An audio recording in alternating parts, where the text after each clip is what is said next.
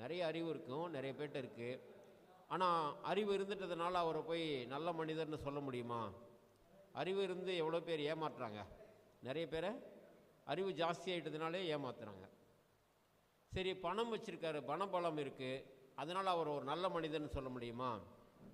அதுதான் திருவள்ளுவர் சொல்லுவார், அறிவினால் ஆகுவதுண்டோ பிரிதின் நோய் தன்னோய் போல் போற்றாக்கடை அப்படின்னு. ஏன் இதை சொல்கிறாங்க?